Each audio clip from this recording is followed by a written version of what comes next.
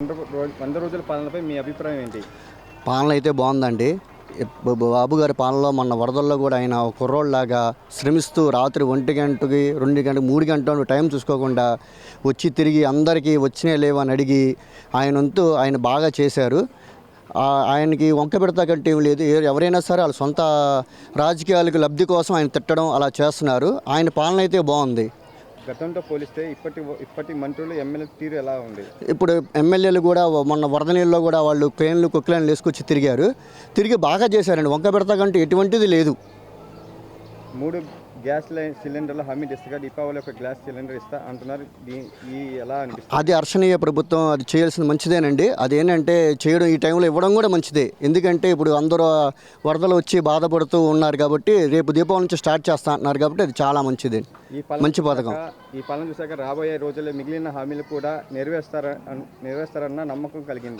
అవునండి, నమ్మకం అయితే ఉంది. ఎందుకంటే ఆయన్ని గత 3 సార్లు సీఎంగా చూసాం కదా. డోక్రా గ్రూపులు మొదలుపెట్టింది ఆయన, యువతకి ఉపాధి అవకాశాలు ఇచ్చింది ఆయన, హైటెక్ డెవలప్మెంట్ చేసింది హైదరాబాద్లో ఆయనే. ఇంకా ఆయన నమ్మకం ఏమిటంటే అంత చేసిన ఆయన ఇంకా నమ్మబోతే ఎలాగా?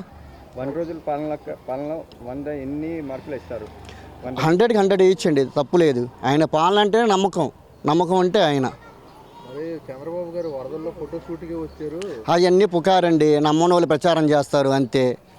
ఎందుకంటే ఏదో మీడియాలో ఏదో కనబడేలో లబ్ధి పొందుదాం, ఏదో గ్రూపం పొందాం, లేకపోతే ఏదో రాజకీయ నాయకులు దృష్టిలో పడదాం అని చెప్పుకోవడం తప్ప ఏం లేదండి, అంతా పుకారే అంతే. అభివృద్ధి అంటే చంద్రబాబు నాయుడు అండి. చంద్రబాబు నాయుడు అంటే అభివృద్ధి, దాంట్లో ఇంకా తిరిగి లేదు అంతే. సూపర్ ఉందండి, పర్వాలా. ఆయన సూపర్ 6 అన్నారు కదా, సూపర్ 6 అంటే సూపర్ 6 లాగానే ఉంది. అది చాలా హ్యాపీగా ఉందండి. పేద బడుగు బలహీన వర్గాలకి చాలా స్తబ్దత ఉంది.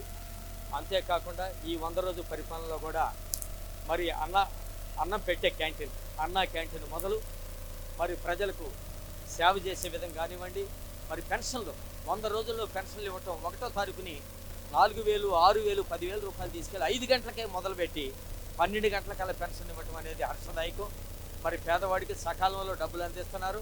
అంతేకాకుండా ప్రతి నెల కూడా 1వ తారీఖు వచ్చేసరికి ఎంప్లాయీస్ వాళ్ళు పడ్డ క్షోభ ఈ సంవత్సరాల్లో చాలా దీనస్థితిలో ఎంప్లాయీస్, ఒక ఉద్యోగస్తుడు టయానికి తింటాను కూడా లేనటువంటి స్థితిగతుల్లో ఎదిగినటువంటి వ్యక్తులు వాళ్ళు. ఈ 100 రోజుల పరిపాలనలో చాలా సురక్షితంగా హ్యాపీగా సాగించాడు చంద్రబాబు నాయుడు కూటమి.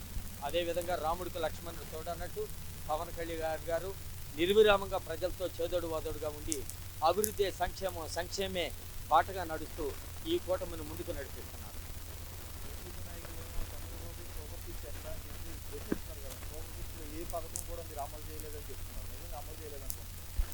వాళ్ళకి పని పాట లేదండి. 5 సంవత్సరాల్లో వాళ్ళు అమలు చేయనటువంటి పథకాలు 3 నెలల్లో కొన్ని పథకాలు ఇచ్చాడు. ఇప్పుడే మేము ముందు చెప్పాను. పని పాట లేని వాళ్ళు ఎన్ని ప్రశ్నలు అయినా వేస్తారు. అదే ఎమ్మెల్యేకి గెలిచినటువంటి ఎమ్మెల్యేకి ఇంటర్వ్యూ కూడా దక్కనటువంటి సీఎం గారు జగన్ గారి యొక్క పాలన అనేటువంటి రాక్షస పాలన, ప్రజల మీద కక్ష సాధింపు చర్య, మర్డర్లేంటి, రేపు కేసులేంటి, మరి ఎంతోమంది దళితులు అంటాడు, నా ఎస్సీ, నా బీసీ, నా మైనార్టీ అంటారు. నేను ఒక దళితుడిగా ప్రశ్నిస్తున్నాను. నీ టైంలో నీ ద్వారా, నీ కార్యకర్తల ద్వారా, నీ నాయకుల ద్వారా చంపబడ్డ ప్రతి వ్యక్తి కూడా దళిత కుటుంబానికి చెందినటువంటి వ్యక్తులు. డోరు డెలివరీ ఇచ్చారు శవాన్ని. అధికారులు పనిచేయకపోతే చంపను పెట్టుకొచ్చారు, బెదిరిచ్చారు, మరి ఫైళ్ళు ఎదురేశారు. అటువంటి పరిపాలన ప్రజలు కాదనుకున్నారు, చేదరించుకున్నారు, నెట్టేశారు. వాళ్ళు ఏంటంటే 5 సంవత్సరాల్లో ప్రజల్లోకి ఎందుకు రాలేదు? నువ్వు ఏనాడన్నా ఒక ఎస్సీలు ఇంటికి వెళ్ళావా, ఒక బీసీ దగ్గరికి వెళ్ళావా, ఒక మైనార్టీ దగ్గరికి వెళ్ళావా, ప్రజల దగ్గరికి వచ్చావా? మరి 72 సంవత్సరాల వయసులో ట్రైన్ ఎక్కాడో, ట్రాక్టర్లు ఎక్కాడో, లారీలు ఎక్కాడో, టాటా ఏసీలు ఎక్కాడో, నీళ్ళల్లో తిరిగాడో. బాబు, ప్రమాదం జరుగుద్ది సార్ అని చెప్పి పోలీసు వారు అధికారులు హెచ్చరించినా సరే జరిగినా పర్వాలేదు. కొన్ని వేల మంది క్షోభ పడుతున్నారు. వాళ్ళలో నేను ఒకడిని, నా ప్రాణాలు పోయినా. ముందు వాళ్ళు ఈ టైంలో ఏ విధంగా ఉన్నారని 1:30-2 గంటలు కూడా టార్చీ లైట్ వేసుకుని కూడా తిరిగినటువంటి ఒక మహనీయ మానవమూర్తి, కరుణామయుడు లాంటి వాడు ఇవాళ అధికారంలో నారా చంద్రబాబు నాయుడు గారు. వారికి తోడుగా మరి ఏ విధమైనటువంటి సహకారాన్ని అందించాలో ఆ విధమైనటువంటి సహకారాన్ని అందిస్తూ కూటమిలో మరి వాళ్ళ కూటమి ఏర్పడి మరి ఈ విధంగా ముందుకెళ్ళిందంటే దానికి ప్రధాన కర్త కర్మ క్రియ ప్రధాన కారకుడు కూడా పవన్ కళ్యాణ్ గారు. వారికి హృదయపూర్వకంగా తెలుగుదేశం పార్టీ తరఫున మరి బీజేపీ జనసేన తరఫున కూడా వారికి హృదయపూర్వక ధన్యవాదాలు తెలుపుకోవాల్సిందిగా కోరుతున్నాను. ఇప్పుడు వరద బాధితులకి మేము ₹1,00,00,000 సహాయం చేసాం, మా సహాయం ఎక్కువ అందిందని చెప్పి వైసీపీ నాయకులు అన్నారు. దీన్ని ఎలా చూడాలి? నాబోటి పేదవాడు కూడా ₹1,00,00,000 ఇచ్చాడండి ఈరోజు. నాబోటి పేదవాడు గారు చిరు ఎంప్లాయ్ కూడా ఇచ్చాడు, 10,000 దగ్గర నుంచి 20,000 దగ్గర నుంచి 50,000 వరకు. నువ్వు అధికారం నుండి 5 సంవత్సరాల మాజీ ముఖ్యమంత్రిగా, అంతకుముందు ఎంపీ చేసావు, మీ నాన్నగారు మాజీ సీఎం గారు, అటువంటి కడుపును పుట్టి నీకున్నటువంటి వేల కోట్ల ఆస్తిలో ₹1,00,00,000 ఇచ్చి గర్వంగా చెప్పుకోవటం అనేది దానంత హీనమైనటువంటి. ఎవరికి ఇచ్చారు ₹1,00,00,000? ఎవరికి ఇచ్చారు? ఏ సీఎం గారికి ఇచ్చారు? ఏ గవర్నమెంట్కి ఇచ్చారు? ఏ సీఎస్కి ఇచ్చారు? మరి ప్రభుత్వాన్ని గవర్నర్ ద్వారా ఏమైనా పంపించారా? సీఎస్కి ఏమైనా ఇచ్చారా? గవర్నమెంట్కి ఏమైనా రిలీజ్ చేశారా? డిప్యూటీ సీఎంకి ఏమైనా ఇచ్చారా? సీఎం గారికి ఏమైనా ఇచ్చారా? ఏమీ ఉండదు, మాటలే తోపులాటలు. అదే ఈ జగన్ యొక్క నాడి. హింసించే వ్యక్తుల్లో మొట్టమొదటి వ్యక్తి అండి. కక్ష సాధింపు చర్య ఎవరి దగ్గర ఉందంటే వైఎస్ఆర్సీపీ నాయకుల దగ్గర ఉంది. ఢిల్లీ వెళ్ళి రాష్ట్రపతి పరిపాలన కావాలి అని చెప్పి ఇంకా 100 రోజులు కూడా పూర్తి కాలేదు. అంతకుముందే ఆయన ఢిల్లీ వెళ్ళి ధర్నా చేసి వచ్చారు. దీన్ని ఎలా చూస్తారు? ధర్నా ఆంధ్రాలో చేయమనండి, ప్రజల మధ్య చేయమనండి. పేద బడుగు బలహీన వర్గాలు ఉండేటువంటి ప్లేసులో బర్తరఫ్ చేయండి, ఈ గవర్నమెంట్ని రాష్ట్రపతి పరిపాలన పెట్టండి అని చెప్పి అనమనండి. చెప్పు తీసుకుని కొడతారు ఈ గవర్నమెంట్లో ఉన్నటువంటి వైఎస్ఆర్సీపీ నాయకులను కానివ్వండి, ఎమ్మెల్యేలు కానివ్వండి, ఎంపీలు కానివ్వండి, ఆఖరికి జగన్ కూడా కొడతారు మా దళితులు.